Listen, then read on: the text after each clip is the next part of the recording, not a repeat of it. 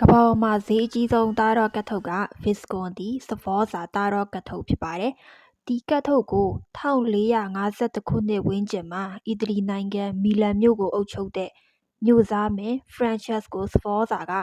သူ့ရဲ့ဇနီး Bianca Maria Visconti အတွက်မင်္ဂလာဆောင်10နှစ်ပြည့်အထိမ်းအမှတ်တရလက်ဆောင်အနေနဲ့လက်ဆောင်ပေးခဲ့တာဖြစ်ပါတယ်။အဲ့ဒီခေတ်ကသားတော့ကတ်တွေကိုသားတော့ကီနီလို့ခေါ်တဲ့နန်းတွင်ဖဲကစားနည်းအတွက်ပဲအသုံးပြုခဲ့ကြပါသေးတယ်ဒီနေ့ခေတ်လိုမျိုးရှေ့ဖြစ်ဟောတာတွေနမိတ်ဖတ်တာတွေအတွက်မသုံးသေးပါဘူးနာမည်ကျော်အီတလီပကြီးစရာ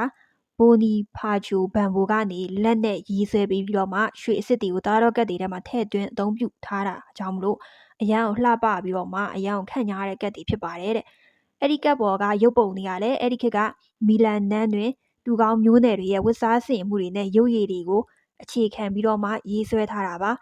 The Lover ကတ်မှာပါတဲ့ဇုံတွေဟာဆိုလို့ရှိရင်မြို့စားမင်း Francesco နဲ့မြို့စားကတော့ Bianca တို့ကိုကိုစားပြုပြီးတော့မှရေးဆွဲထားတာဖြစ်ပါတယ်တဲ့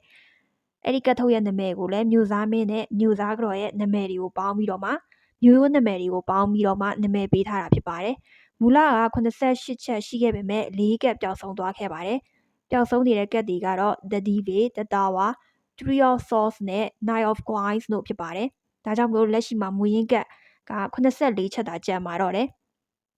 ကတ်တကတ်ချင်းစီရဲ့တန်ဖိုးကဒေါ်လာ3000ဝန်းကျင်ရှိပြီးတော့မှအစုံလိုက်ဆိုရင်ဒေါ်လာတန်ပေါင်းများစွာတန်ကြီးရှိပါတယ်